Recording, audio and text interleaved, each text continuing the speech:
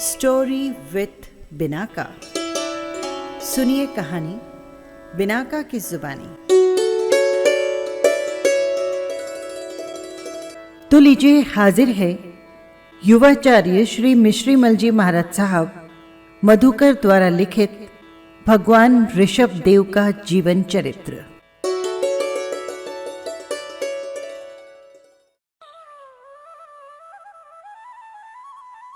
ढम ढम ढम ढम ढम ढोल की आवाज के साथ एक पुरुष उद्घोषणा कर रहा था। नगरवासियों सुनो, धन्ना सार्थवाह व्यापार के लिए अमुक दिन बसंतपुर की ओर प्रस्थान करना चाहता है। जो कोई नागरिक, व्यापारी या बसंतपुर जाने का इच्छुक साधु सन्यासी इस सार्थ के साथ जाना चाहे, वे सहर्ष चल सकते हैं।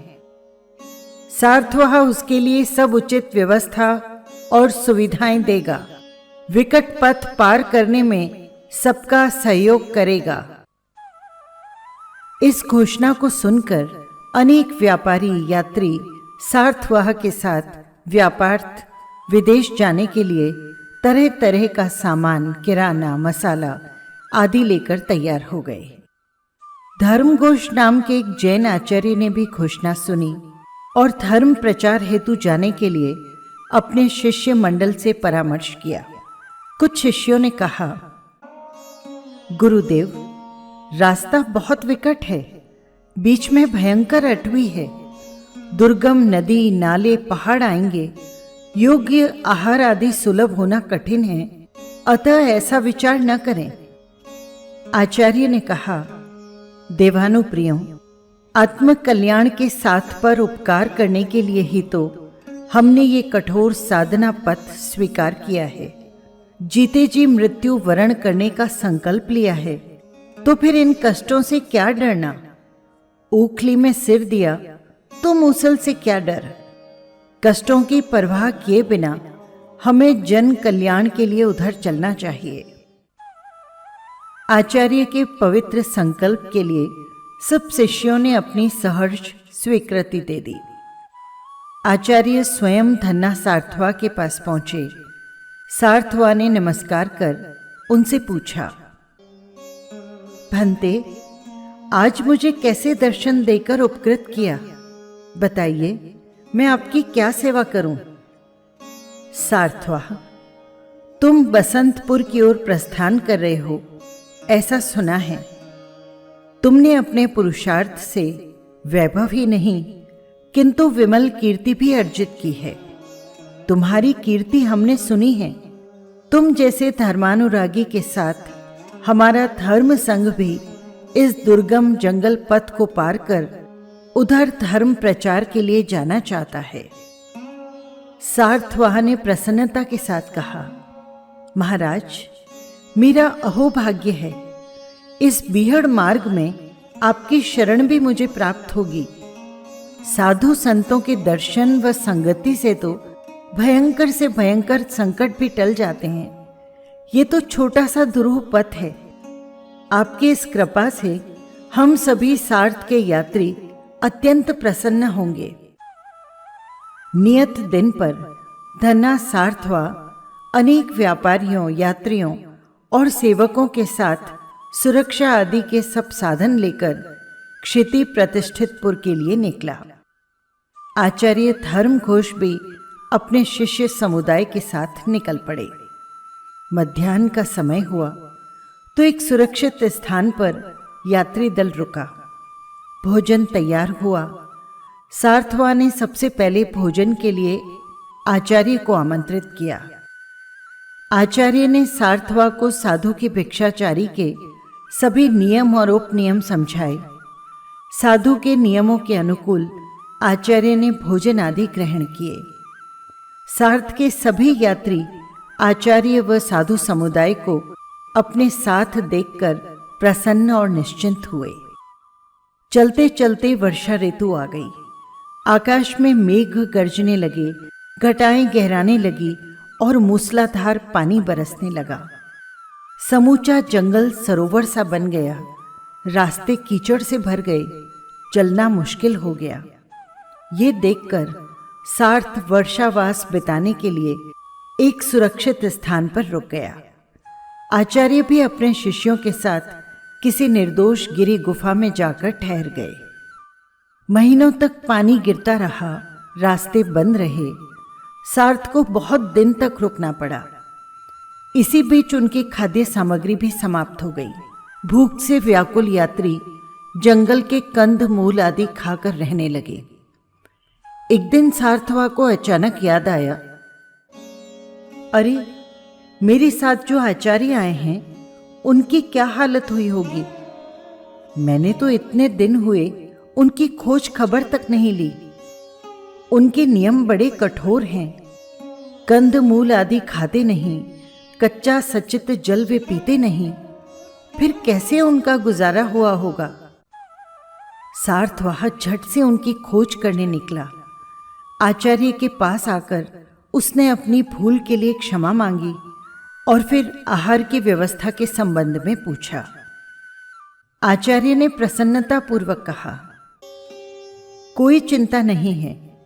साधु को नियम के अनुकूल भोजन मिले तभी वो ग्राह्य है, अन्यथा उपवास रखने में भी उसे उतनी ही प्रसन्नता है जितनी भोजन में।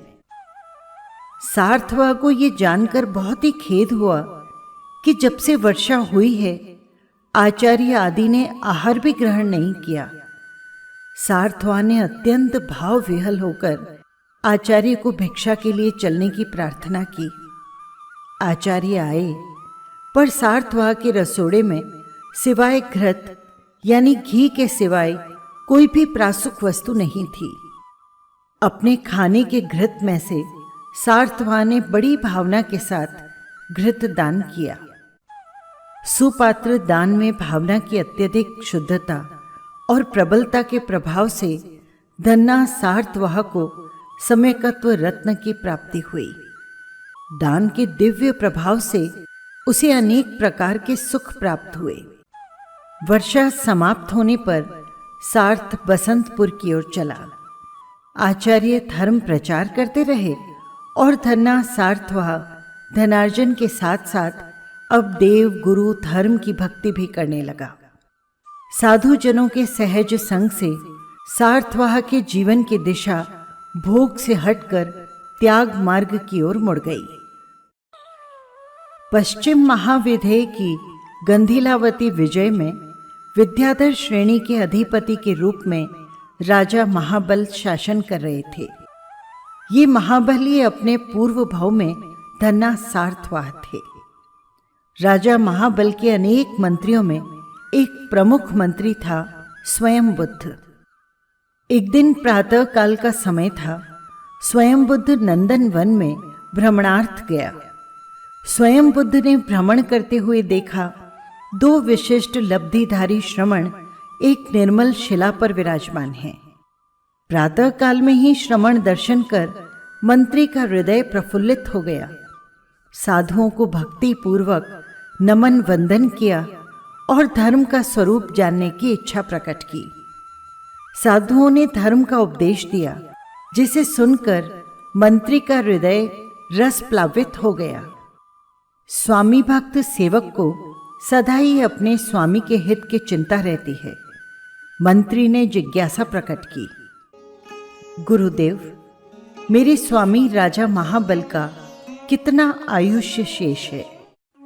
श्रमण ने बताया, मात्र 1 माह। मात्र 1 माह? मंत्री विचार निमग्न हो गया।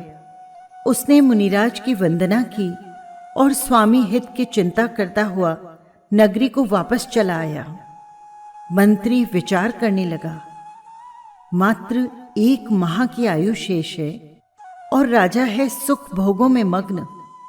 उसकी आत्मा का कल्याण कैसे हो? स्वामी है, आदेश तो दिया नहीं जा सकता। अवसर देखकर चर्चा चलाई जा सकती है, प्रेरणा ही दी जा सकती है। मस्तिष्क ने ऊहापोह किया, न माना तो, रुष्ट हो गया तो? स्वामी है, दंड भी दे सकता है। विचारधारा ने पुनः पलटा खाया।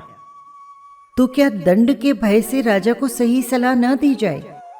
ये तो मंत्री के कर्तव्य से च्युत होना हुआ। मंत्री तो राजा का अभिन्न होता है।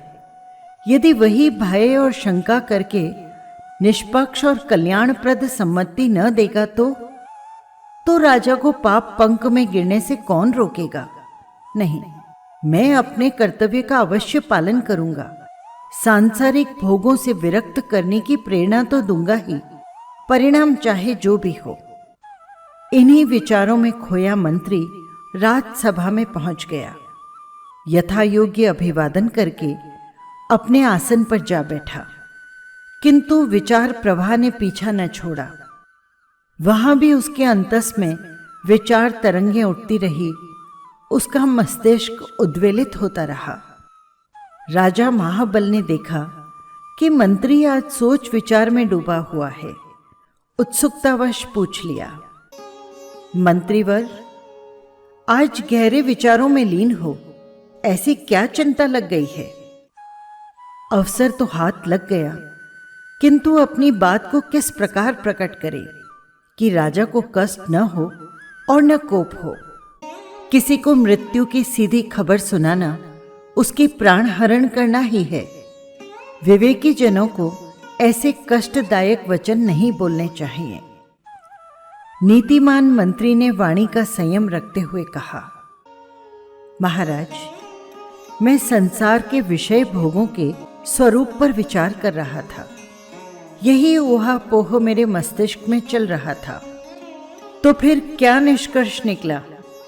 यही महाराज, जितना गहराई से विचार करता हूं उतने ही ये निस्सार लगते हैं। इनकी क्षण भंगुरता से ही चित्त चिंतित है। सुख में डूबे हुए राजा ने स्मित पूर्वक कहा, कहाँ मंत्री जी, आप भी किस सोच में पड़ गए? देखो, मुझे कितने दिन सुख भोगते हो गए हैं, फिर भी कमी नहीं आई। सुख सामग्री भी ज्यों की त्यों है और भोगने की सामर्थ्य भी। कहाँ है निस्सार और किस प्रकार है क्षणभंगुर? राजन, काल के अनंत प्रवाह में, आत्मा के अनेक जन्म मरणों में एक जीवन का मूल्य ही क्या? ये सांसारिक भोग तो अनेक जन्मों में प्राप्त हुए हैं और छूटे हैं। बुद्धिमान को इनका स्वयं ही त्याग कर देना चाहिए। तो क्या आप मुझे सलाह दे रहे हैं? स्वामी, यदि स्वामी अपने लिए भी ये समझ लें तो अच्छा ही है। भोगों को त्याग देने में ही हित होगा।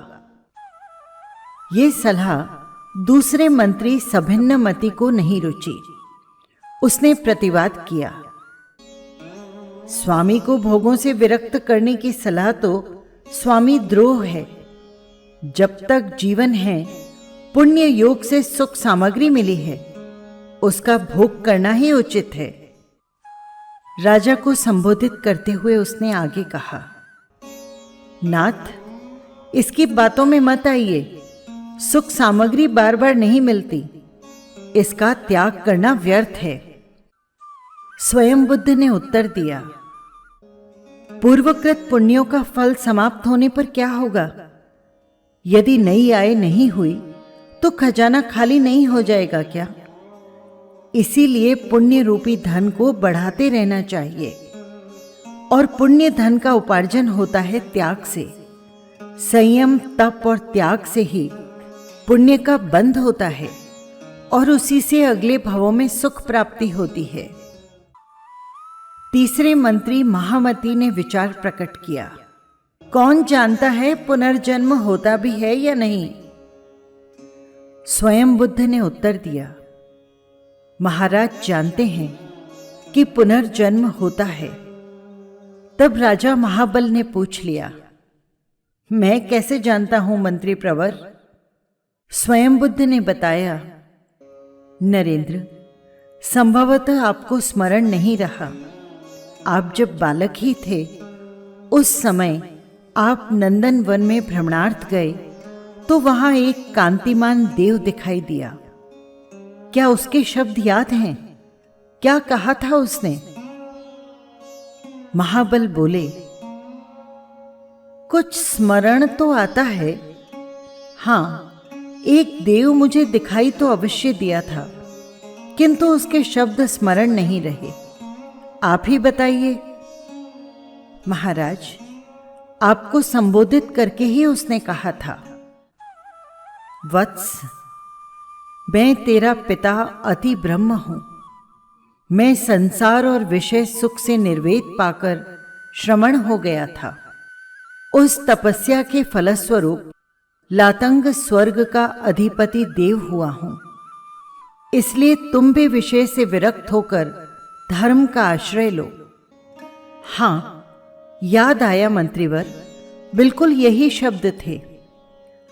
स्वयं बुद्ध ने कहा, इसीलिए मैंने कहा था कि महाराज जानते हैं पुनर्जन्म होता है और धर्म का, त्याग का फल भी अवश्य ही मिलता है। मंत्रीवर, मैं आपकी बात से पूरी तरह सहमत हूं। स्वयं बुद्ध मंत्री ने बात आगे बढ़ाई। वो महाबल के पूर्वज का ही आख्यान सुनाने लगा। राजन, आपके ही देश में कुरुचंद्र नाम का एक राजा हो गया था। उसके कुरुमती रानी से हरिश्चंद्र नाम का एक पुत्र था। राजा कुरुचंद्र महापापी, निर्दयी, बहुआरंभी और महापरिग्रही था। बहुत समय तक उसने इंद्रिय सुख भोगा। अंत समय में धातु विकृति के कारण उसने घोर वेदना पाई और मरकर दुर्गति में गया। कुमार हरिश्चंद्र अपने पिता की दुर्दशा देख चुका था, अतः वो पाप से विमुख होकर सदाचारी बना रहा। उसने अपने मित्र श्रावक सुबुद्ध से कहा, मित्रों, तुम मुझे प्रतिदिन धर्म का उपदेश दिया करो। कालांतर में एक बार सिमंदर केवली नगर के बाहर उद्यान में आए। सुबुद्ध श्रावक उसे उनके पास ले गया। राजा हरिश्चंद्र ने देशना सुनने के पश्चात अंजलि जोड़कर उनसे पूछा, प्रभु, मुझे बताइए कि मेरे पिता मरकर किस गति में गए। केवली ने बताया, राजन, तुम्हारे पिता 7वीं नरक में गए हैं।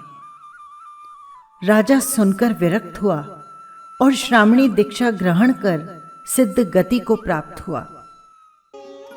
मंत्री स्वयं बुद्ध ने राजा महाबल को संबोधित करते हुए पुनः कहा, महाराज, त्याग और तपस्या का फल स्पष्ट ही अनंत सुख की प्राप्ति है। महाबल के परिणामों में त्याग के प्रति रुचि जागृत हुई। बोला, आप सत्य कहते हैं मंत्रीवर। स्वयं बुद्ध ने पुनः कहा, महाराज, आप उन्हीं राजा हरिश्चंद्र के वंशज हैं और मैं सुबुद्धि श्रावक था। आज प्रातः मैं नंदन वन में भ्रमणार्थ गया। वहां मुझे विशिष्ट रिद्धिधारी 2 साधुओं के दर्शन हुए। मैंने उनसे आपकी आयु के विषय में भी प्रश्न किया। उत्सुकता पूर्वक राजा ने पूछा, अच्छा, तो क्या कहा उन्होंने? महाराज, उन्होंने बताया कि आपकी आयु सिर्फ 1 माह शेष है। अपनी आयु इतनी अल्प जान राजा महाबल का मुंह उतर गया। वो सोचने लगा, संपूर्ण जीवन व्यर्थ ही चला गया। सुख भोगों में ही लीन रहे, धर्म सेवन कुछ भी नहीं किया। राजा की उदास मुख मुद्रा देखकर मंत्री ने कहा, राजन, निराशा सभी दुखों और असफलताओं की जननी है।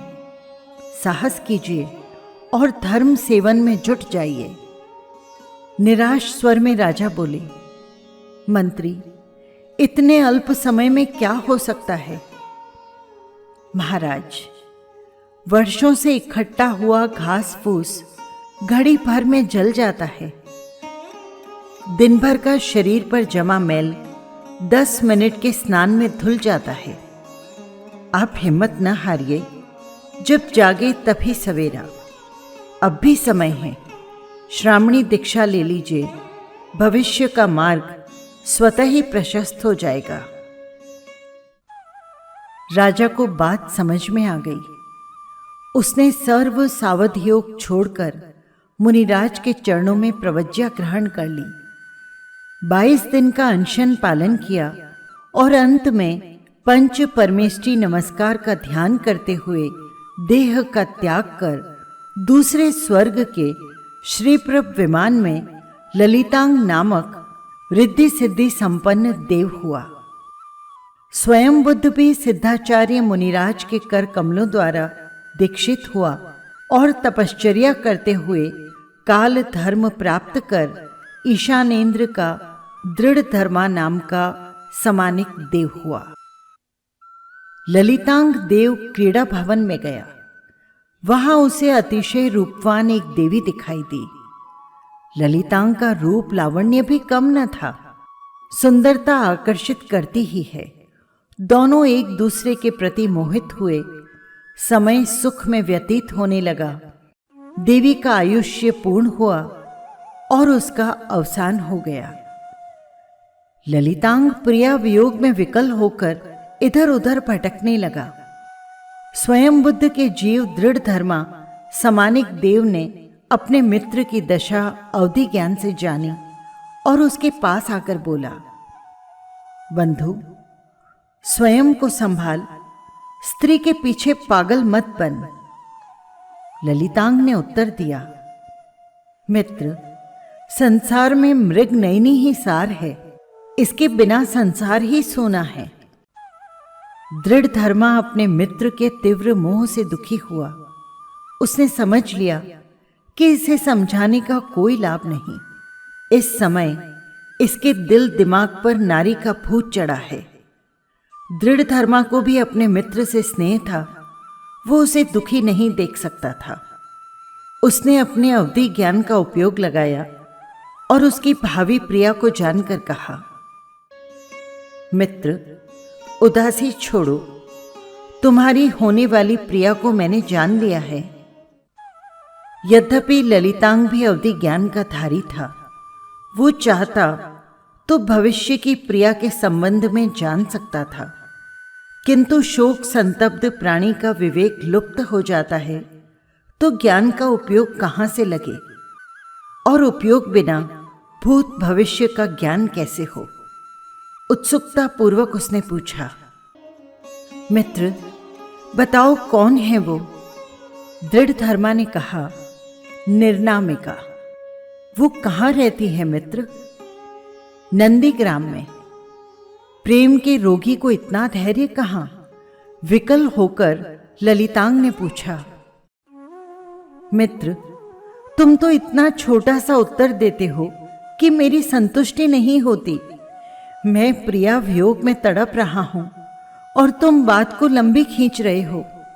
मुझ पर कृपा करो, उसका पूरा परिचय दो, जिससे मैं उससे मिलकर अपने हृदय की विरहाग्नि को शांत करूं। मित्र, तुम्हारा हृदय विरह विकल है। शांत चित्त होकर सुनो तो मैं उसका पूर्ण परिचय तुम्हें बताऊं। तो जल्दी बताओ, मैं स्थिर चित्त होकर सुन रहा हूं। मित्र, मध्य लोक में धातकी खंड द्वीप के पूर्ण विधेय में नंदीग्राम है। वहां नांगल नाम का एक अति दरिद्र गृहस्थ रहता है। वो दिन भर कठिन परिश्रम करता, किंतु फिर भी उसके परिवार की उदर पूर्ति नहीं हो पाती थी। उसकी पत्नी नागश्री भी दुर्भागिनी थी। उसने 6 कुरूप पुत्रियों को जन्म दिया। वैसे ही कन्या को कर्ज समझा जाता है। माता पिता उसे बोझ मानते हैं। रूपवान कन्या को भी हेय दृष्टि से देखा जाता है, जिसमें तो वे सब की सब कुरूप थी। उसके कारण पिता नागिल और भी दुखी रहता था। नागश्री पुनः गर्भवती हुई। नागिल ने विचार किया कि अब की बार कन्या हुई तो उसका मुंह भी नहीं देखूंगा, छोड़कर चला जाऊंगा। कैसा बुरा मानते हैं माता पिता लड़की को। देव योग से नागश्री ने कन्या को ही जन्म दिया। सुना तो वज्रपात हो गया नागिल पर, मानो किसी ने मनोबोझ उस पर लाद दिया। वो घर से भाग निकला, चलते हुए सोचता जाता, पहले 6 ही क्या कम थी, जो 7वीं और आ गई। इन शिलाओं के नीचे दबकर तो मेरे प्राण ही निकल जाएंगे और अब कभी लौटकर नहीं आऊंगा। मेरे लिए ये मरें या जिएं। नागश्री ने पति पलायन का समाचार सुना तो वो बहुत दुखी हुई। उसे क्रोध भी आया, स्वयं पर और पुत्री पर भी। किंतु मां मां होती है। पिता तो बंधन तोड़ाकर भाग गया, वो कैसे छोड़ दे नवजात पुत्री को। अरुचि के कारण उसने पुत्री का नाम भी नहीं रखा, फिर भी पालन तो किया ही। निर्नामिका नाम पड़ गया 7वीं कन्या का। धीरे धीरे वो बड़ी होने लगी। माता दूसरे घरों में जाकर काम करती और अपना और अपनी कन्याओं का पेट पालती। उस बेचारी के दिन बड़े कष्ट में व्यतीत हो रहे थे। कोई पर्व का दिन पड़ा। अड़ोस पड़ोस के सभी बालक सज संवर कर खुशियां मना रहे थे। किशोरी निर्नामिका अपने फटे पुराने मैले कुचैले वस्त्रों में खड़ी उन्हें ललचाई नजरों से देख रही थी। हतभागिनी मां के कुरूप कन्या, कौन उसे अपने साथ खिलाए। वो बच्चों से मिन्नत करती, किंतु वे दुत्कार देते। उसने देखा कि एक बालक हाथ में कुछ लिए खा रहा है। खाता है और बार बार होठों पर जीभ फेर चटकारे लेता है। निर्नामिका ने उससे पूछा, तुम क्या खा रहे हो? लड़का तुनक कर बोला, तुझे क्या, हम कुछ भी खा रहे हैं। निर्नामिका ने फिर जिज्ञासा की, क्या नाम है इसका और कैसा लगता है स्वाद में? लड़के ने खिंचते हुए उत्तर दिया, इसे लड्डू कहते हैं और स्वाद में बहुत मीठा होता है। और कुछ? थोड़ा सा मुझे भी दे दो ना। निर्नामिका ने मांगा और ललचाई दृष्टि से देखने लगी। चल हट, भुक्कड़ कहीं की, अपनी मां से मांग। लड़के ने उसे घृणापूर्वक दुत्कार दिया। सहम कर रह गई बेचारी। क्या कहती। हतभागिनी मां की दरिद्र बेटी। उसके बाह्य मन को गहरी ठेस लगी। बरबस आंसू बहने लगे। आंसू भी कब तक निकलते। कुछ देर रो धोकर स्वयं ही चुप हो गई। कौन था जो उसके आंसू पहुंचती, गालों पर आंसुओं के निशान बन गए। तब तक उसे मां आती दिखाई दी। वो कठिन परिश्रम करके लौट रही थी। बालक चाहे धनी हो या निर्धन का, मां ही उसका एकमात्र सहारा होती है। कोई कष्ट हो, दुख हो, किसी ने अपमान किया हो, ताड़ना दी हो, वो मां से ही फरियाद करता है। निर्नामिका ने भी मां से मांग की, मां मैं भी लड्डू खाऊंगी। मां थकी हारी झुंझलाई हुई तो थी ही, बरस पड़ी पुत्री पर। लड्डू खाएगी जिसे तेरा बाप यहां कमाकर भंडार भर गया है। रूखी सूखी तो मिलती ही नहीं। लड्डुओं को मन ललचाता है जन्म जली का। निर्नामिका ने पुनः हट की तो मां ने कहा, कुछ काम कर जाकर, धन कमा तो लड्डू भी खाने को मिल जाएंगे। ये ले रस्सी ले जा, पास के अंबर तिलक पर्वत से लकड़ियां बांध ला, उन्हें बेचकर तुझे लड्डू खिला दूंगी। माता के कटु शब्दों को सुनकर रोती हुई निर्नामिका पर्वत पर गई। घोर दुख के बाद सुख आता ही है। रात के अंधकार का परिणाम सुबह का प्रकाशमान सूर्य ही होता है। पर्वत पर महामुनि युगंधर को कैवल्य ज्ञान प्राप्त हुआ था। देवगण उनका कैवल्य महोत्सव मना रहे थे। कौतूहलवश निर्नामिका भी उनके दर्शन वंदन हेतु चली गई। केवली की धर्म सभा में कौन धनी कौन निर्धन, क्या राजा क्या रंक, क्या स्वरूप क्या कुरूप, सभी मनुष्य हैं। केवली के कल्याणकारी वैराग्यवर्धक देशना सुनकर निर्नामिका को संतोष हुआ। उसने सम्यकत्व सहित 5 अणुव्रत धारण किए। वो अनेक प्रकार के तप भी करने लगी। यौवन वय प्राप्त होने पर भी उसकी कुरूपता और दरिद्रता के कारण वो कुंवारी ही रही। किसी ने भी उसका हाथ नहीं पकड़ा। ललितांग को संबोधित करते हुए दृढ़धर्मा ने कहा, मित्र, वो निर्नामिका ही तुम्हारी भावी प्रिया है। इस समय केवली युगंधर के पास अनशन पूर्वक धर्म ध्यान में लगी हुई है। विरही ललितांग तुरंत निर्नामिका के समीप पहुंचा। देव की कांति और सुंदरता को देख वो स्तब्ध हो गई। उसने पहले कभी ऐसी विभूति भी तो नहीं देखी थी। काल धर्म पाकर निर्नामिका स्वयं प्रभा देवी हुई और अपने प्रिय ललितांग की अंक शाइनी बनी। दोनों परस्पर सुखपूर्वक क्रीड़ा में निमग्न हो गए। राजकुमारी श्रीमती अपने महल की छत पर खड़ी नगर की कृत्रिम और प्राकृतिक शोभा देख रही थी। एकाएक आकाश में देवदुंदुभी का शब्द सुनकर उसका ध्यान भंग हुआ। चौंककर ऊपर की ओर देखा। अनेक देवता अपने अपने विमान में बैठे चले जा रहे थे। एक से बढ़कर एक कांतिमान, रिद्धिमान और समृद्धिवान। राजकुमारी एकटक उन्हें देखे जा रही थी और वे देवगण मनोरमा उद्यान में संघ केवली मुनिराज का कैवल्य उत्सव मनाने के लिए जा रहे थे। एकटक देखते देखते राजकुमारी को लगा जैसे इन देवों को पहले भी देखा है, किंतु कब, कैसे, कुछ स्मरण नहीं आया। हृदयानुभूति कहती थी कि कहीं देखा है, भोगा है, लेकिन मस्तिष्क कुछ याद नहीं कर पा रहा था। अनुभूति और बलवती हुई, आंखें मुंद गई। स्मृति पटल पर एक के बाद एक दृश्य आने लगे, जैसे किसी नाटक का दृश्य चल रहा हो। वो देव नाम क्या? हाँ, ललितांग। और ये देवी कौन? अरे मैं ही तो हूं।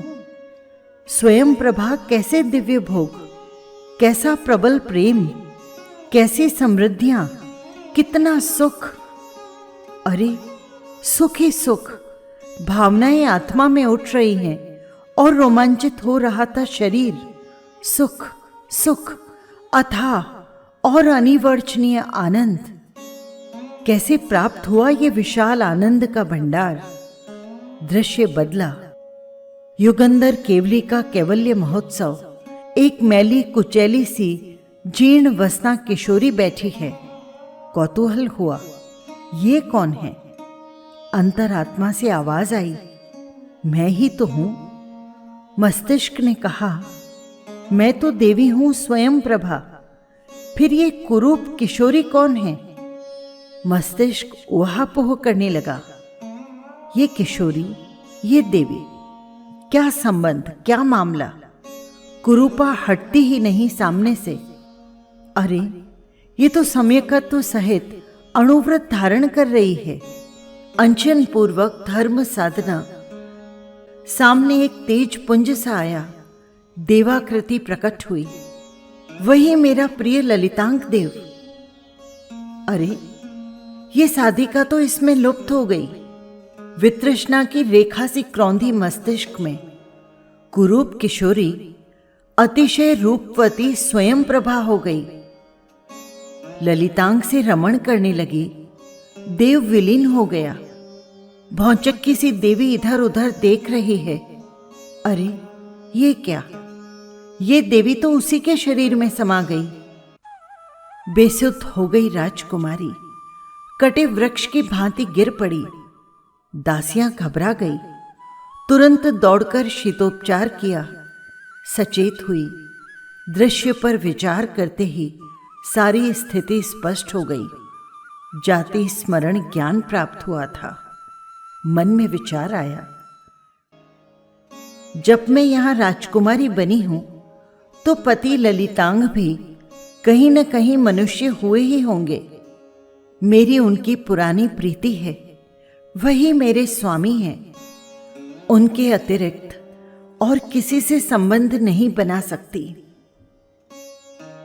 विचार प्रवाह पलटा।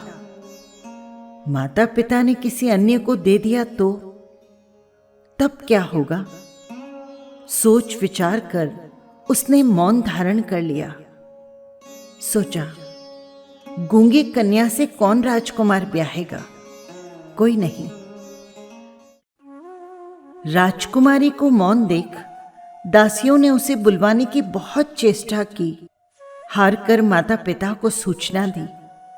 उन्होंने भी भरकस प्रयत्न किए, मगर राजकुमारी को न बोलना था, न वो बोली। सबने समझा देवी प्रकोप है। मंत्र यंत्र का उपचार चलने लगा। वैद्य और भिषंगों ने औषधियां आजमाई, परिणाम वही शून्य। प्रेम दीवानी की पीड़ तो तभी मिटे जब वैद्य सांवरिया होए। एक दिन उसकी धात्री पंडिता ने रानी से आज्ञा मांगी कि राजकुमारी से उसे एकांत में मिलने दिया जाए। तुरंत आज्ञा मिल गई। धात्री से क्या पर्दा और क्या खतरा, सभी दासियां हटा दी गई। पूर्ण रूप से एकांत हो गया तो श्रीमती के सिर पर हाथ फेरते हुए पंडिता ने कहा, पुत्री, अपने मन की बात मुझे बता दो, मैं वही करूंगी जो तेरी इच्छा होगी। राजकुमारी ने धात्री की ओर देखा। आंखें नम हो आई थी उसकी। दृष्टि झुका ली, बोली कुछ नहीं। पंडिता ने पुनः कहा, बेटी, अगर तेरे मन में कोई बसा है तो मुझे बता। सिर झुका ही रहा श्रीमती का, उठा नहीं, किंतु 2 मोती उसकी आंखों से लुढ़क पड़े। प्यार से ठुड्डी पकड़कर पंडिता ने उसका मुंह उठाया और आंखों में आंखें डालकर बोली, बेटी, चोरी तो पकड़ी गई तेरी। आंखों के 2 मोतियों ने बता दिया कि तेरे दिल में कोई चोर है। अब शर्मा मत। इस उम्र में दिल दे बैठना, किसी को मन में बसा लेना सहज और स्वाभाविक है। उसकी याद में घुल मत। नाम बता दे उस चित्त चोर का। नाम तो मुझे भी नहीं मालूम। धात्री का आश्वासन पाकर राजकुमारी का मुंह तो खुला, किंतु लज्जा से नेत्र मुंद गए। तो उसका निवास स्थान ही बता दे। ये भी तो मुझे ज्ञात नहीं। कुमारी ने मुंदे नेत्रों से उत्तर दिया। पंडिता ने ठिठोली करते हुए कहा, वाहरी प्रेम दीवानी, नाम पता कुछ मालूम नहीं और दिल ही दे दिया। अब वापस कैसे लेगी उससे? कहां भेंट हुई?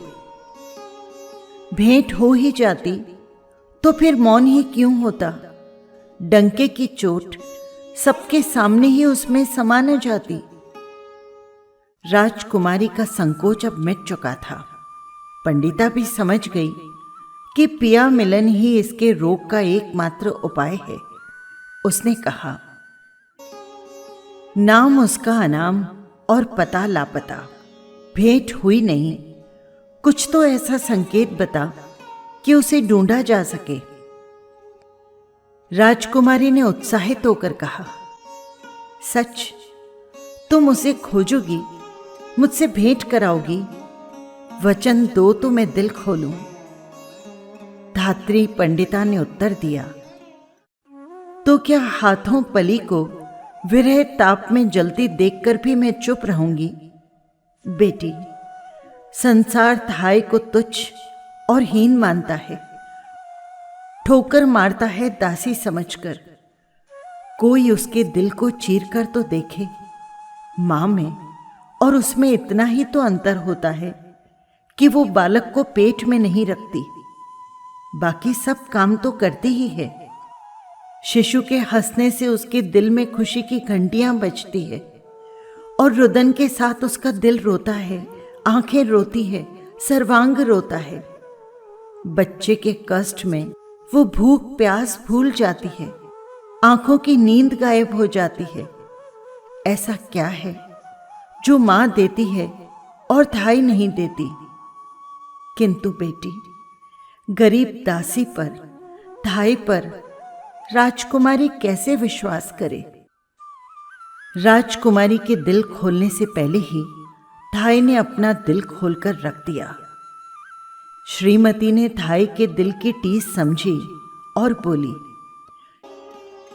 नहीं नहीं, वचन लेने का आश्रय ये नहीं था।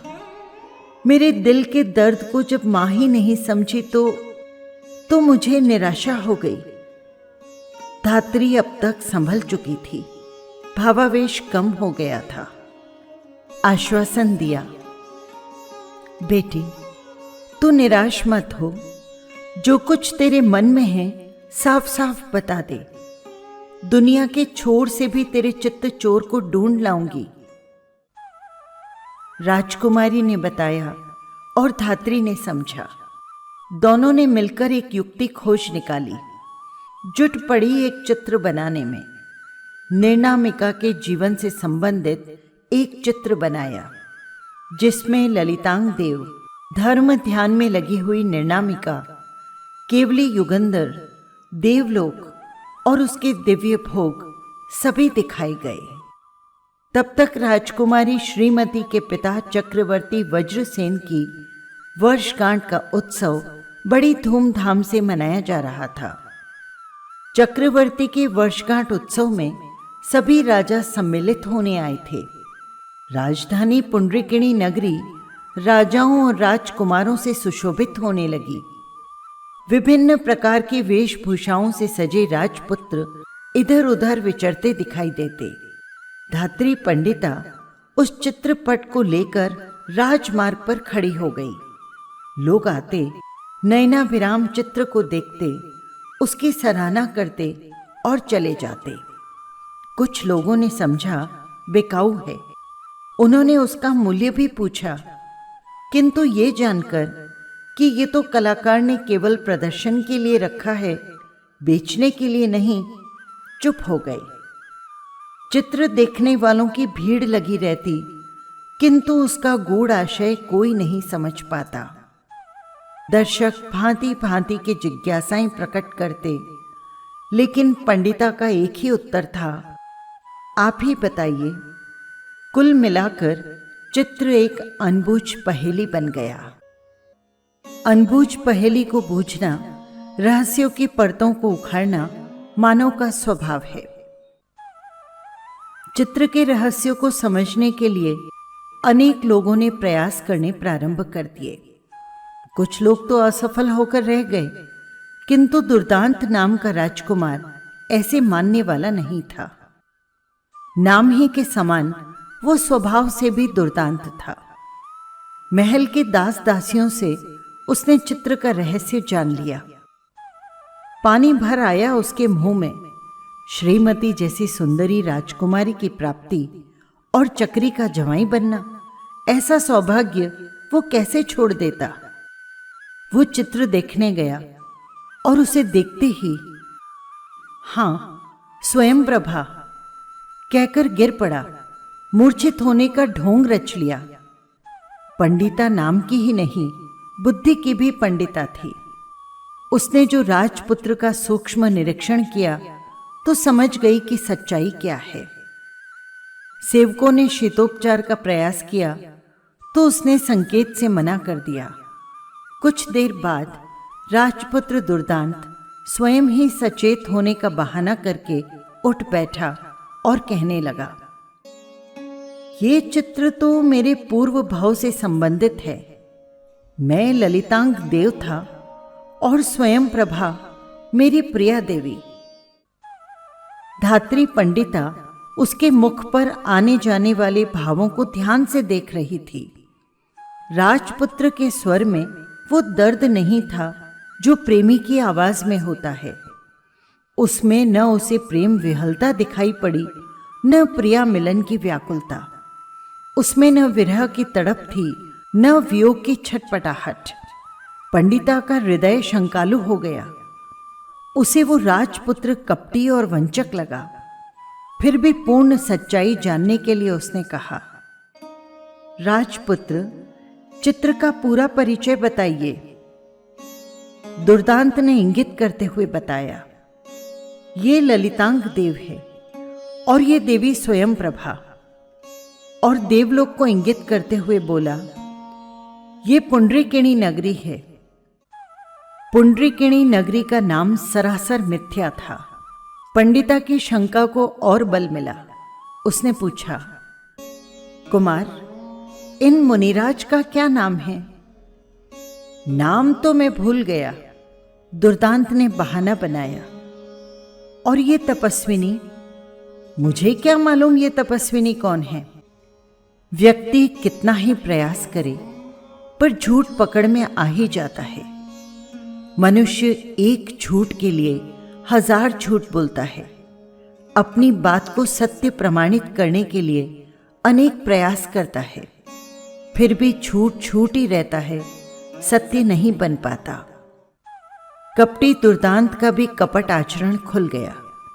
पंडिता को विश्वास हो गया कि ये वंचक है। उसने नीति से काम लिया। बोली, कुमार, आप तो वास्तव में ही ललितांग देव हैं। आपकी प्रिया नंदीग्राम में उत्पन्न हुई है। वो लंगड़ी, कुरूप और दरिद्र है। उसे जाति स्मरण से पूर्व भाव का ज्ञान हुआ है। उसी ने ये चित्रपट तैयार करके मुझे दिया है। अब आप मिल गए, आप ही उसके पति हैं। चलिए और उस विरहिणी को अपना कर उसका संताप दूर कीजिए। पंडिता के वचन सुनकर दुर्दांत के तो हाथों के तोते उड़ गए। वो चुपचाप वहां से खिसकने लगा। पंडिता उसे पुकारती ही रह गई, कुमार, कुमार। पर वो तो ऐसे उड़ा जैसे गधे के सिर से सींग। पंडिता अभी भी चित्र को लिए राजमार्ग पर खड़ी थी। एक राजकुमार उधर से निकला। चित्र पर दृष्टि पड़ते ही वो कटे वृक्ष के समान मूर्छित होकर गिर पड़ा। पंडिता ने तुरंत उपचार करवाया।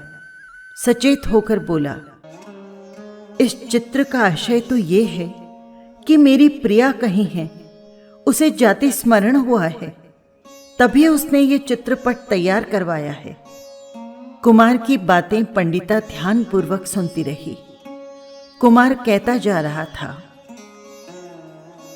ये ईशान कल्प, ये मैं ललितांग और प्रिया स्वयं प्रभा। अहो, ये केवली युगंधर, ये निर्नामिका और उसे लुभाने के लिए आया हुआ मैं, और ये अंबर तिलक पर्वत। मानो रटा रटाया सबक बोल रहा था वो, कहीं कोई गलती नहीं।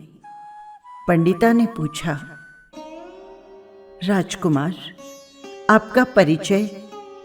कुमार ने बताया, मैं लोहारगलपुर के अधिपति राजा सुवर्ण जंग का पुत्र वज्रजंग हूं। किंतु भद्रे, आप भी तो बताइए कि इस चित्र में दिखाई गई सुंदरी कहाँ है? स्मित हास्यपूर्वक पंडिता ने प्रश्न पर प्रश्न किए। कुछ काम है उससे? कुमार ने कहा, काम? भद्रे, ये जीवन ही उसी का है। लेकिन ये चित्र तो यूं ही कल्पना से बनाया है। सोचा कोई पारखी मिल जाए तो। पंडिता की आंखों में हास्य नाच रहा था।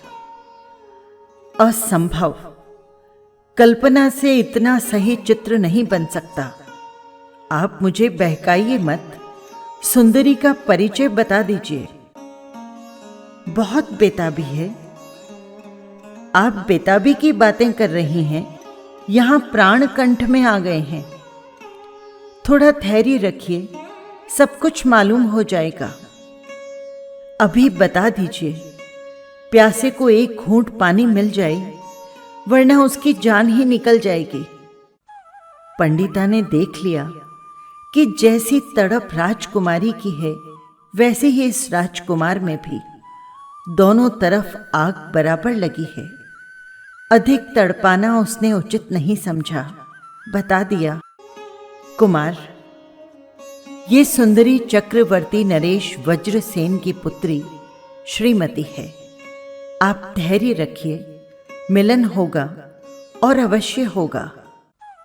कुमार खड़ा रह गया और पंडिता सेवकों से चित्रपट उठवाकर चल दी। उसका उद्देश्य पूर्ण हो चुका था। कुमार हसरत भरी नजरों से चित्र को तब तक देखता रहा जब तक कि वो आंखों से ओझल नहीं हो गया। उसका तो सर्वस्व ही था उस चित्र में। धात्री ने राजकुमारी को शुभ समाचार सुनाया। श्रीमती के प्राणों में नव जीवन का संचार हो गया। दौड़कर लिपट गई धाय से प्रिय की खोज खबर जो लाई थी। पंडिता ने सब कुछ रानी को बता दिया और रानी ने अपने पति महाराज वज्रसेन को। माता पिता का एक ही अभिष्ट होता है, पुत्री का सुख। कुमार वज्रजंग के साथ श्रीमती का लग्न हो गया। पति पत्नी एक दूसरे में लीन हो गए।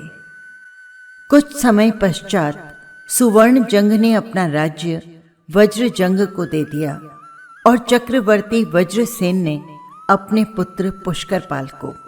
दोनों ही नरेशों ने श्रामणी दीक्षा धारण कर ली। मुनि वज्रसेन ने केवल ज्ञान उपार्जन किया और तीर्थंकर पदवी प्राप्त की। वज्रसंग को रानी श्रीमती से एक पुत्र की प्राप्ति हुई। व्यक्ति अपना पुण्य और पराक्रम अपने साथ ही लाता है और ले जाता है।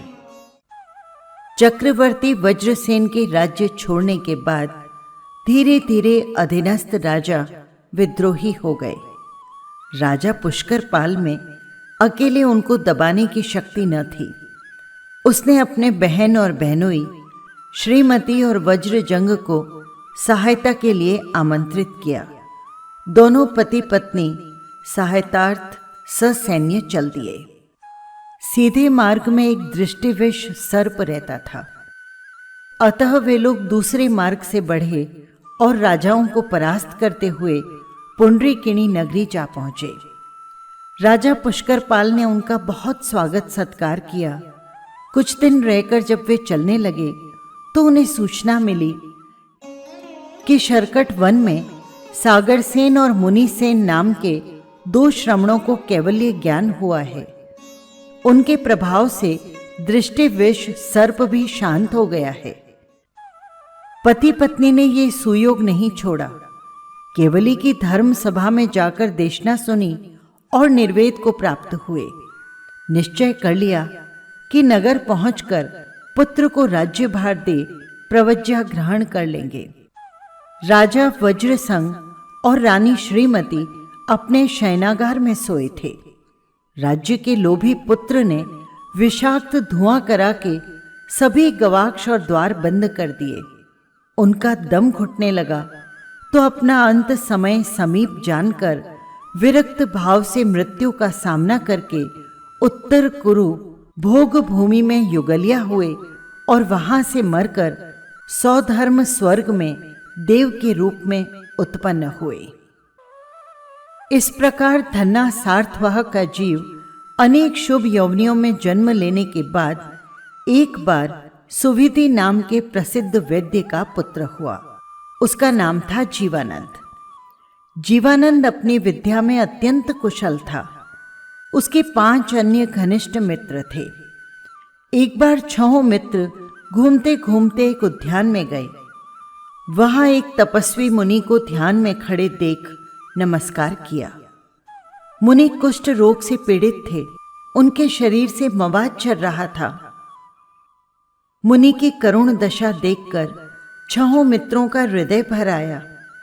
5 ने जीवानंद से कहा, मित्र, तुम तो इतने बड़े वैद्य हो, हजारों लोगों को स्वस्थ करते हो, किंतु ऐसे महान तपस्वी की चिकित्सा में उपेक्षा क्यों? जीवानंद ने कहा, मित्रों, मेरे मन में भी यही बात आई। मेरी विद्या की सफलता तो इसी बात में है कि मैं ऐसे महान तपस्वी की चिकित्सा सेवा करूं। देखो, कितनी भयंकर वेदना है, फिर भी कितनी शांति, कितनी सहनशीलता। अच्छा, देखो, मैं मुनि की चिकित्सा करूंगा। हम लोग इन 3 वस्तुओं को जुटाएं, रत्न कंबल, गौ शीर्ष चंदन और लक्षपाक तेल। तेल मेरे पास है। 2 वस्तुएं दुर्लभ अवश्य हैं, पर खोज करने पर क्या नहीं मिलता।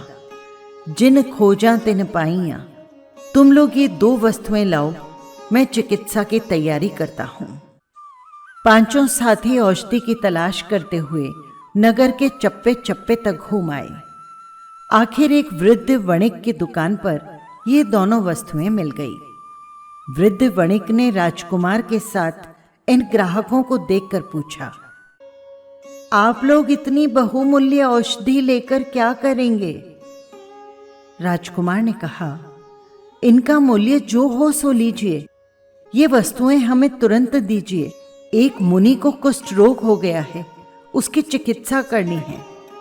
वृद्ध वणिक ने कहा, इनमें से प्रत्येक वस्तु 1-1 लाख दिनार की है। राजकुमार ने जो ही स्वर्ण मुद्राएं देने के लिए अपने साथी से कहा, वणिक बोला, ठहरिए, आप मुनि की चिकित्सा करने के लिए जा रहे हैं ना? राजकुमार ने उत्तर दिया, हां। तो फिर ले जाइए, मैं इनका मूल्य नहीं लूंगा। ऐसे दान का तो महान पुण्य है। 1-1 लाख दिनार लेकर मैं अपने महान पुण्य को बेचने की मूर्खता नहीं करूंगा। आप लोग भाग्यशाली हैं जो मुनि की सेवा कर रहे हैं। इतना पुण्य तो मुझे भी लेने दीजिए। वणिक की उदारता और भक्ति देखकर सभी गदगद हो गए। दोनों वस्तुएं लेकर साथी जीवानंद के पास पहुंचे। जीवानंद ने अपने हाथों से मुनि के मवाद झरते शरीर पर लक्षपाक तेल की मालिश की और फिर रत्न कंबल से पूरे शरीर को ढक दिया।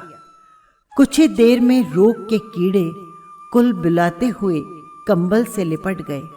जीवानंद ने 3 बार ये प्रयोग करके मुनि के शरीर को रोग मुक्त कर दिया। फिर गौ शीर्ष चंदन का लेप किया, जिससे सब घाव भर गए और मुनि पूर्ण स्वस्थ हो गए। मुनि को स्वस्थ हुआ देखकर सभी मित्र प्रसन्न हुए। जीवानंद का हृदय तो अत्यंत प्रसन्न था। मुनि की सेवा से उसके हृदय में उल्लास की तरंगें उछल रही थी। मुनि ने इन सबको उपदेश सुनाया और कल्याण मार्ग दिखलाया। इस प्रकार दान, सेवा, परोपकार आदि शुभ कृत्य करते हुए जीवानंद की आत्मा स्वर्ग आदि की यात्रा करते हुए अंतिम कुलकर नाभि राजा की पत्नी मरु देवी के गर्भ में पुत्र रूप में उत्पन्न हुआ। पुत्र के गर्भ में आने पर मरु देवी ने 14 स्वप्न देखे, जिनमें सर्वप्रथम वृषभ का स्वप्न देखा तथा जन्म के बाद उसकी छाती पर वृषभ जैसा चिन्ह होने के कारण पुत्र का नाम ऋषभ कुमार रखा गया। ऋषभ कुमार के प्रभावशाली व्यक्तित्व और लोक कल्याणकारी कार्यों के कारण बाद में श्रद्धा और भक्ति के साथ लोग उन्हें ऋषभ देव नाम से भी पुकारने लगे। ऋषभ देव का हृदय बहुत ही कोमल था। एक बार कोई बाल युगलिक बालक बालिका, जो कि भविष्य में पति पत्नी का रूप लेने वाले होते थे, वे साथ में क्रीड़ा कर रहे थे। खेलते कूदते दोनों ताल वृक्ष के नीचे जा बैठे। हवा के झोंके से अकस्मात ताल का एक पका फल नीचे बैठे बालक के सिर पर गिरा। उसकी तेज चोट से बालक की वहीं पर मृत्यु हो गई। ये देखकर बालिका बहुत जोर से रुदन करने लगी। अन्य युगलिक दौड़े। उनके सामने बाल मृत्यु एक अनहोनी घटना थी, क्योंकि उस समय में हर एक युगल पूरी आयु पाकर ही मृत्यु को प्राप्त होता था। रुदन करती हुई सुकुमार बाला को लेकर लोग ऋषभ देव के पास आए। ऋषभ देव ने लोगों को बदलते हुए काल का प्रभाव समझाया। बाला को धीरज बंधाया। उस युगल का जोड़ बिछुड़ गया था। अब वो किसके साथ रहेगी, यही चिंता सबकी थी। ऋषभदेव के कोमल हृदय से बालिका का दुख देखा नहीं गया। उन्होंने अब तक चली आ रही परंपरा तोड़ बालिका को आश्वासन दिया, अवस्था आने पर मैं इसे अवश्य अपनी जीवन संगिनी बनाऊंगा। समय पर ऋषभदेव ने उस कन्या के साथ विवाह किया।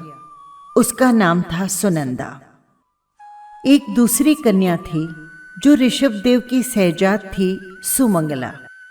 यौगलिक परंपरा के अनुसार उसके साथ भी ऋषभदेव का विवाह हुआ।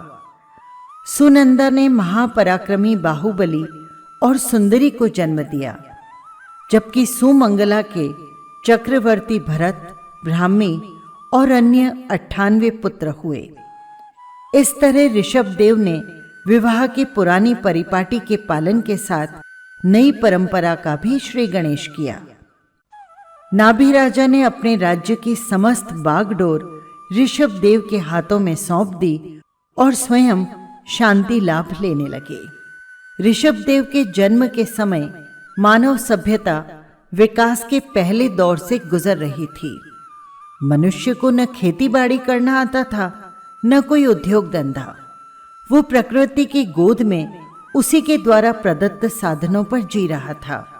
कंदमूल, फल फूल खाना, झरनों का बहता निर्मल जल पीना, वृक्षों की छाल से ही तन को ढकना और प्राकृतिक छाया में वृक्षों और गुफाओं आदि में निवास करना, बस यही था उस समय का संसार। स्त्री पुरुष का जोड़ा होता, साथ साथ रहता, एक संतान युगल को जन्म देकर साथ साथ ही संसार से विदा हो जाता। न उसमें ज्यादा मोह होता, न ज्यादा विकार, न अधिक संग्रह की भावना। मनुष्य का जीवन प्रकृति सा ही सरल, संतोषी और सीधा साधा था। धीरे धीरे प्रकृति की संपदा कम होने लगी और जनसंख्या बढ़ने लगी। मनुष्य में विकार, संग्रह और क्रोध आदि की भावनाएं प्रबल होने लगी। अभाव में स्वभाव बिगड़ जाता है। इस उक्ति के अनुसार यौगलिक सभ्यता के मनुष्य अब परस्पर झगड़ने लगे। ऋषभदेव अनूठी प्रतिभा से संपन्न राजा थे, इसीलिए लोग उनके पास शिकायत लेकर आते। प्रजा के आपसी झगड़ों को देखकर ऋषभदेव ने उनका मूल कारण पकड़ा कि साधनों का अभाव होने से ही ये सब आपद आपी है। इस कारण ऋषभदेव ने लोगों से कहा, तुम लोग हल लेकर जमीन को जोतो और उसमें बीज डालो। ऋषभदेव के कहे अनुसार लोगों ने खेती शुरू की। ऋषभदेव खेती और उद्योग की एक एक बात लोगों को समझाते और उनका मार्गदर्शन करते। समय पर खेतों में धान के हरे भरे पौधे लहराने लगे तो उन्हें देखकर लोग खुशी से नाच उठे। वे जब धान को यूं ही खाने लगे तो पेट में दर्द हुआ। लोग मारे दर्द के तड़पते हुए ऋषभदेव के पास आए। महाराज, आपका धान खाया तो पेट में दर्द होने लगा, बहुत कष्ट हो रहा है। ऋषभदेव ने अन्न निकालना सिखाया, फिर अग्नि जलाकर अन्न को पकाना सिखाया। सर्वप्रथम अग्नि को प्रज्वलित देखकर लोग बहुत ही चकित हुए। उससे अन्न आदि पकता देखकर श्रद्धावश उसे भी नमस्कार कर अग्निदेव पुकारने लगे। अब खेत खलिहार लोगों के पास अन्न के भंडार भरने लगे। ऋषभदेव ने उन्हें व्यापार विनिमय की विद्या सिखाकर समाज में सर्वत्व सम वितरण की व्यवस्था दी। समाज में कुछ आलसी, निठल्ले और पेटू लोग भी थे जो मेहनत से जी चुराते और दूसरों का माल हड़पने की चेष्टा करते। लोग उनके आतंक और भय से डरकर ऋषभदेव के पास पुकार लेकर आए। ऋषभदेव ने कुछ बलवान लोगों को उन तस्करों और आतंकवादियों से समाज की सुरक्षा करने का तरीका सिखाया। उनके हाथ में तलवार सौंपी। इस प्रकार अपने आप 3 वर्ग क्षत्रिय, वैश्य और शूद्र बन गए और वे अपने अपने उत्तरदायित्वों का कार्य संभालने लगे। खेती उद्योग के साथ समाज की शिक्षा भी बहुत आवश्यक थी। ऋषभदेव ने ये कार्य अपनी पुत्रियों को सौंपा। ब्राह्मी और सुंदरी को उन्होंने शिक्षा प्रचार के लिए तैयार किया। ब्राह्मी को लिपि ज्ञान यानी अक्षर ज्ञान सिखाया और सुंदरी को अंक विद्या यानी गणित की शिक्षा दी। स्त्रियों की 64 कलाएं भी उनको सिखाई गईं और कहा, पुत्रियों, तुम मनुष्यों को इन विद्याओं का ज्ञान दो, समाज को शिक्षित बनाओ। शिक्षा के साथ सदाचार, विनय, कला और शिल्प का विकास करो।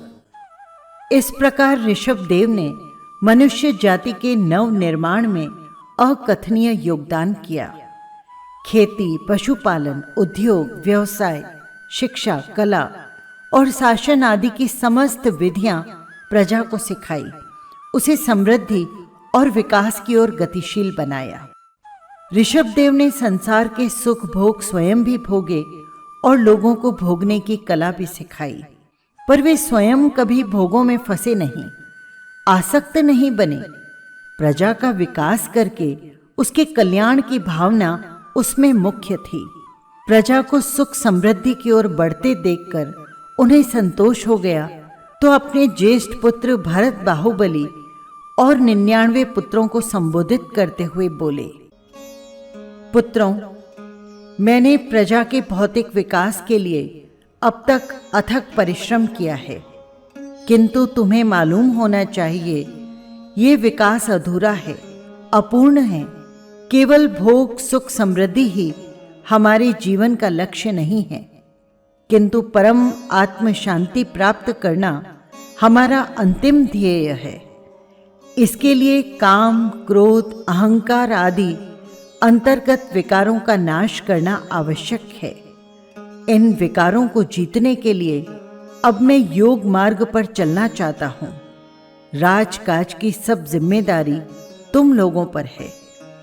मैं शांति के साथ तपस्या, मौन ध्यान करके संसार को आत्म कल्याण का मार्ग दिखाना चाहता हूं। ये मार्ग मिलने पर ही सृष्टि का आत्मिक विकास होगा। पुत्रों को सब तरह की शिक्षाएं देकर ऋषभदेव ने भरत को अयोध्या, बाहुबली को तक्षशिला और अन्य छोटे कुमारों को राज्यों की सुरक्षा की जिम्मेदारी सौंपी। ऋषभदेव को संसार त्याग कर योग मार्ग पर चलते देख अनेक राजा उनके साथ दीक्षित हो गए। ऋषभदेव को अपने ध्यान का और अपने विधि विधान रूप मार्ग का ज्ञान था। वे मौन पूर्वक साधना के पथ पर बढ़ते चले गए, किंतु उनकी देखा देखी दीक्षित होने वाले अन्य मुमुक्षुओं को न मार्ग का ज्ञान था, न उनके सामने अंतिम ध्येय था। वे उस कठिन मार्ग पर अधिक दिन तक नहीं चल सके। कठोर तपस्या से उनके कदम लड़खड़ा गए। कोई कंदमूल खाकर साधना करने लगा, कोई अग्नि तापने लगा, कोई कुछ। यूं विवेक और ज्ञान के अभाव में ऋषभदेव के साथ दीक्षित होने वाले साधक इधर उधर बिखर गए, विविध प्रकार के अज्ञान तप में उलझ गए। ऋषभदेव कठोर तप के साथ मौन व्रत लेकर ध्यान आदि साधना करते रहे। वे कभी भिक्षा के लिए नगर में आते तो भोले नागरिक श्रद्धा पूर्वक उनका स्वागत सत्कार करने उमड़ पड़ते। कोई हाथी घोड़े सजा कर लाता, कोई सुंदर कुमारियों को भेंट देकर प्रभु ऋषभदेव को प्रसन्न करना चाहता। लोगों को ये कल्पना भी नहीं थी कि ऋषभदेव जैसे प्रतापी राजा को अन्न की भिक्षा भी देनी चाहिए या नहीं। वे इसे तो अति तुच्छ भेंट समझकर प्रभु ऋषभदेव के लिए अनुपयुक्त मान लेते, और फिर अन्न भी ऐष्णीय यानी साधु की भिक्षा के योग्य हो, इसका तो किसी को ज्ञान भी नहीं था। भगवान ऋषभदेव लोगों की अज्ञान दशा को समझ रहे थे, फिर भी वे अपने संकल्प में दृढ़ रहे। मौन खोलकर उन्होंने किसी को कुछ नहीं कहा, और इस तरह लगभग 1 वर्ष से अधिक समय गुजर गया। भगवान ऋषभदेव कठोर मौन लिए तपस्या करते हुए जनपद में विहार करते रहे। प्रभु ऋषभदेव विहार करते करते गजपुर नाम के एक नगर में पहुंचे। वहां पर ऋषभदेव के पुत्र बाहुबली का पौत्र श्रेयांस कुमार राज्य कर रहा था। श्रेयांस ने उसी रात को एक विचित्र स्वप्न देखा। मेरु पर्वत को वो अमृत से सींच रहा है। स्वप्न के अर्थ और फल पर विचार करता श्रेयांस कुमार महलों के झरोखे में बैठा था।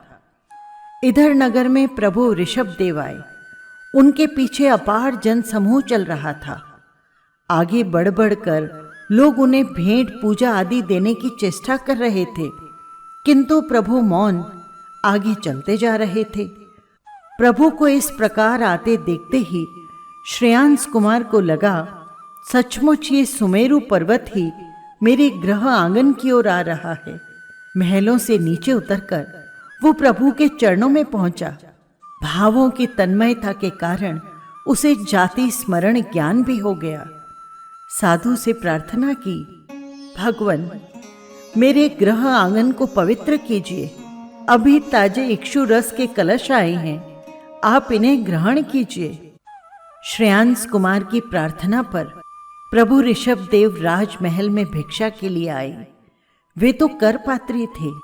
दोनों हाथों की ओक बनाकर उन्होंने रस ग्रहण किया। अत्यंत भावना और भक्ति के साथ श्रेयांस कुमार ने 1 वर्ष के उपवासी प्रभु ऋषभदेव ने पहली बार इक्षु रस का दान लिया। इस दिव्य दान पर आकाशमंडल देव दुंदुभियों से गूंज उठा। देवताओं ने जय जयकार के साथ पुष्प, स्वर्ण, रत्न आदि की 5 दिव्य वृष्टियां की। इस दिव्य के कारण वैशाख मास की वो तिथि इक्षु तृतीया या अक्षय तृतीया कहलाई। भगवान ऋषभदेव 1000 वर्ष तक शरीर के ममत्व से रहित होकर अंतर्मुखी साधना करते रहे। न किसी से बोलना, न किसी के साथ रहना, एकांत में ध्यान, चिंतन और आत्म अवलोकन में ही वे लीन रहते। आरंभ में ही उनका कथन था, साधना के द्वारा ही सिद्धि प्राप्त की जा सकती है। पुरुषार्थ करके ही पुरुष महापुरुष और आत्मा परमात्मा के पद तक पहुंच सकती है। इसी सिद्धांत के अनुसार वे स्वयं भी चले और 1000 वर्ष की साधना के बाद एक दिन जब वे परम शुक्ल ध्यान में लीन हो रहे थे, तो सहसा सूर्य पर से जैसे बादलों का आवरण हटता है, वैसे ही आत्मा से घन घाती कर्मों का आवरण हटा। प्रभु को लोकालोक प्रकाशी कैवल्य ज्ञान प्राप्त हुआ। जिस समय प्रभु को कैवल्य ज्ञान हुआ, उसी समय भरत को आयुधशाला में चक्र रत्न यानी जिसके बल पर चक्रवर्ती सम्राट बना जाता है, वो चक्र रत्न प्राप्त हुआ और महारानी को पुत्र रत्न की प्राप्ति हुई। ये तीनों बधाइयां भरत को एक साथ मिली। भरत खुशी से नाच उठे। एक क्षण वे असमंजस में पड़ गए कि पहले कौन सा उत्सव मनाएं, किंतु बुद्धिशाली भरत ने तुरंत ही निर्णय किया। भगवान ऋषभदेव को कैवल्य ज्ञान उत्पन्न होना सर्वोत्तम खुशी है। वही श्रेष्ठ उत्सव का विषय है, क्योंकि वो धर्म का फल है। चक्र की उत्पत्ति अर्थ का और पुत्री की उत्पत्ति काम का फल है। इसलिए धर्म के फल को ही मुख्यता देनी चाहिए। अर्थ और काम केवल इस जन्म में खुशी देते हैं। धर्म तो जन्म जन्मांतरों में भी सुख और शांति का देने वाला है। भरत ने प्रभु के केवल महोत्सव की तैयारी करने का आदेश दिया और स्वयं खुशी से उछलते हुए अपनी दादी मरु देवी के पास पहुंचा। माता जी, लो बधाई। आप इतने से कह रही थी कि मेरे लाडले ऋषभ का कोई अता पता नहीं है। कहाँ है, कैसे दिन गुजार रहा है? लो, वे तो भगवान बन गए, सर्वज्ञ तीर्थंकर बने हैं और अपने नगर के बाहर उद्यान में पधारे हैं। चलो उनके दर्शन करने चलें। भरत के मुंह से समाचार सुनते ही वृद्ध मरु देवी की नसों में जैसे नया रक्त दौड़ गया। अंग अंग पुलक गया, रोम रोम नाचने लगा। अत्यधिक हर्ष विहल हो वो पुत्र के दर्शनों को चल पड़ी।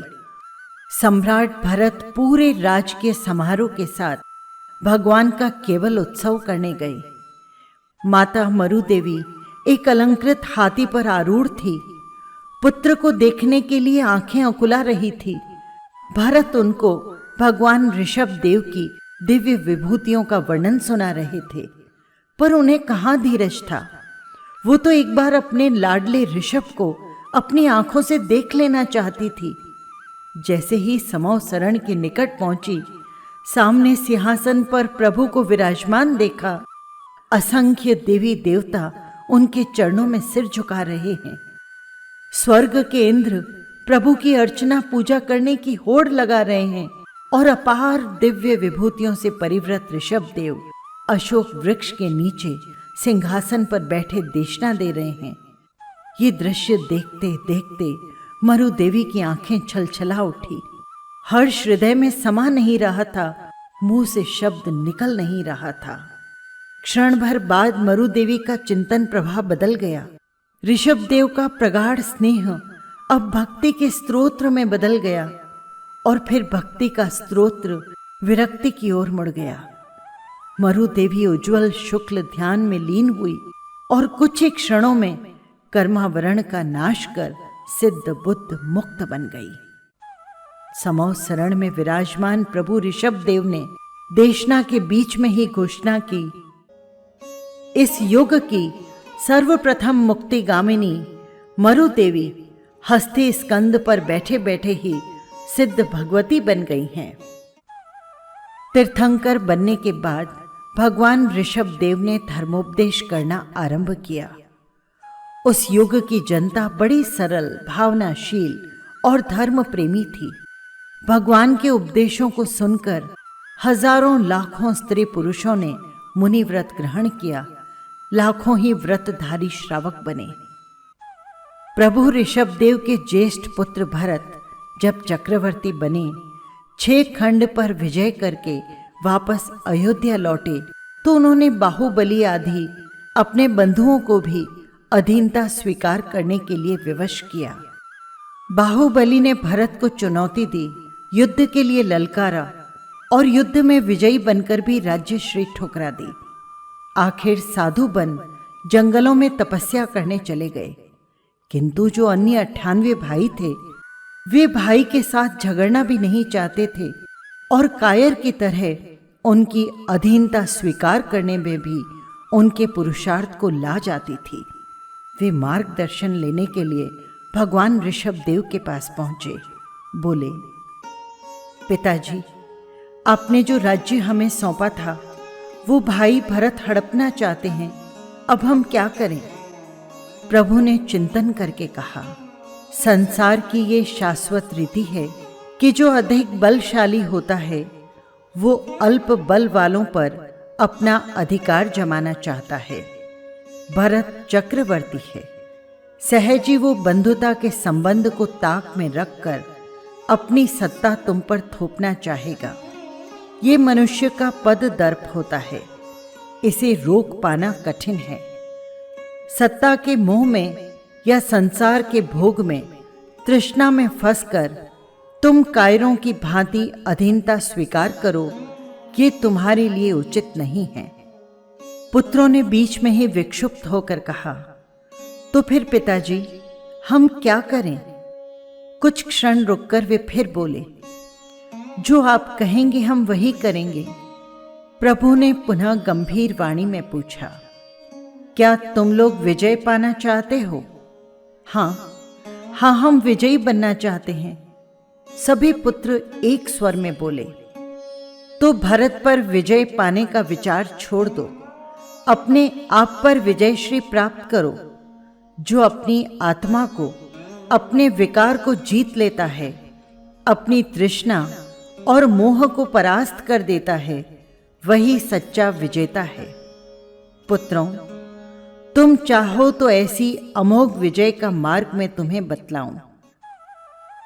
प्रभु की अंतर्भेदी वाणी ने सभी राजकुमारों का हृदय बदल दिया। वे जमकर प्रभु के चरणों में बैठ गए और उपदेश सुनने लगे। काम भोगों की असारता, शरीर की नश्वरता और जीवन की महत्ता बताने के बाद भगवान ने तृष्णा की विडंबना पर विवेचना करते हुए कहा, वत्स, जो तृष्णा स्वर्ग के असीम सुखों और इंद्र के अपार साम्राज्य का भोग करके भी तृप्त नहीं हुई, वो मानव जीवन के इन नश्वर और तुच्छ भोगों से कैसे तृप्त होगी। सुनो, एक रूपक सुनाता हूं। एक लक्कड़हारा था। बेचारा दरिद्र तो था ही, किंतु कोढ़ में खुजली की भांति वो मूर्खता का भी शिकार था। जंगल की लकड़ियों से कोयला बनाकर बेचता और कौड़ी कौड़ी जोड़कर अपना पेट भरता। एक बार भयंकर गर्मी का मौसम था। वो अपनी छोटी सी दीवड़ में थोड़ा सा पानी लेकर जंगल में गया। कोयला बनाने के लिए लकड़ियों को एकत्रित कर उसमें आग लगा दी। पहले ही गर्म लू चल रही थी, फिर अग्नि की प्रचंड ज्वालाओं से और अधिक गर्मी हो गई। उसे प्यास लगी।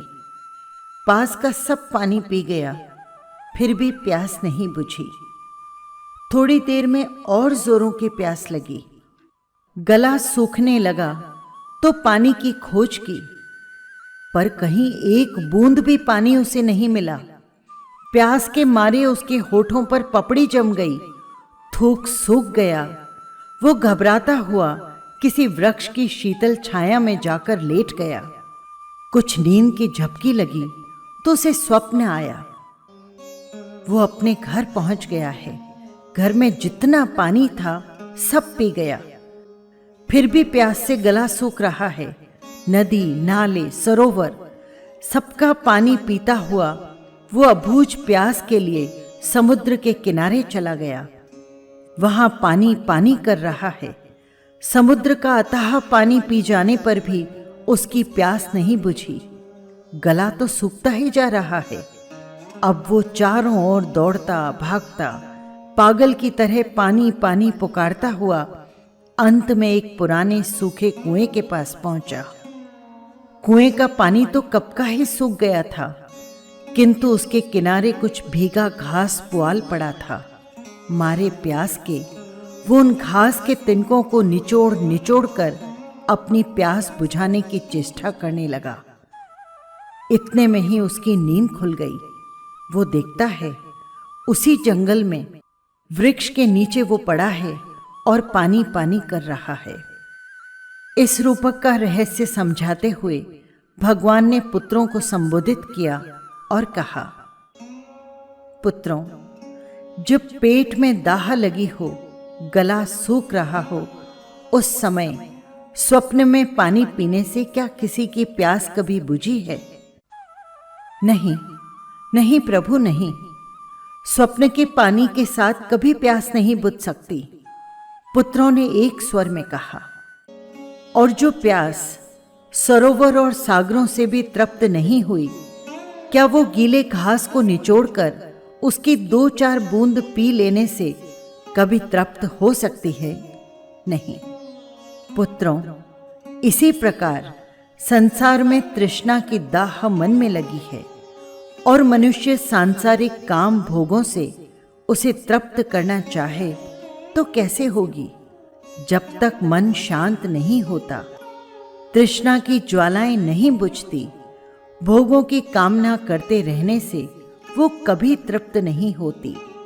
और फिर ये मानवीय काम भोग भी कितने तुच्छ हैं। देवताओं के दीर्घकालीन दिव्य काम भोग से भी जिस आत्मा को तृप्ति नहीं हुई, उससे मानवीय तुच्छ, श्रेणिक और घृणोत्पादक काम भोगों से तृप्ति की आशा करना क्या तिनकों से प्यास बुझाना नहीं? प्रभु ने उपदेश देकर पुत्रों की गंभीर मुद्रा की ओर देखा।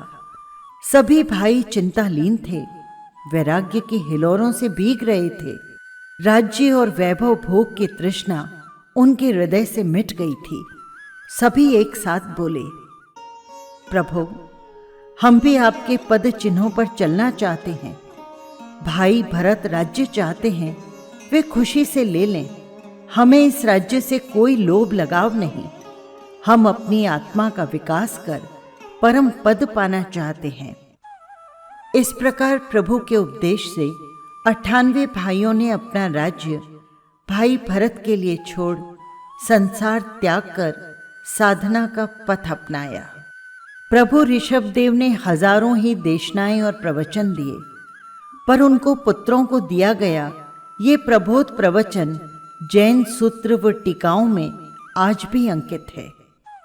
प्रभु ऋषभदेव के उपदेशों से प्रभावित हो हजारों लाखों नर नारियों ने त्याग मार्ग पर कदम बढ़ाए। हजारों राजकुमार और राजा लोग भी संयम की कठोर साधना करने प्रभु के पद चिन्हों पर चल पड़े।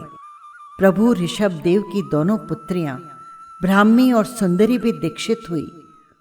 उनके साथ भी अनेक हजार नारियां साध्वी बनकर त्यागमय जीवन बिताने लगी। भगवान ऋषभदेव ने गृहस्थों के लिए भी साधना का मध्यम मार्ग बताया। उन्होंने कहा, यदि तुम संपूर्ण काम भोग एक साथ नहीं छोड़ सकते तो यथाशक्ति ही छोड़ो, उसकी लालसा कम करो। भगवान ऋषभदेव का सबसे अधिक बल अनासक्ति पर था। उनका उपदेश था, जिस प्रकार कमल जल में रहता हुआ भी उससे निर्लिप्त होता है, उसी प्रकार तुम संसार और उसके विषयों के बीच रहते हुए उसकी वासना में लिप्त मत बनो। बहिरात्म भाव में रहकर भी आत्म भाव को भूलो मत। उनके इन उपदेशों पर साक्षात आचरण करने वालों में चक्रवर्ती भरत प्रमुख थे। वे 6 खंड का राज्य करते हुए भी राज्य की ओर भोग वैभव की वासना से लिप्त नहीं थे। इसी कारण शीश महल में बैठे बैठे ही भरत ने राग द्वेष का क्षय कर डाला और केवली बन गए। प्रभु ऋषभदेव अपने अंतिम समय में विहार करते हुए अष्टापद पर्वत की ओर चल दिए। वहीं उन्होंने अंतिम समय में उपवास ध्यान प्रारंभ कर 6 दिन के उपवास में परम निर्वाण प्राप्त किया।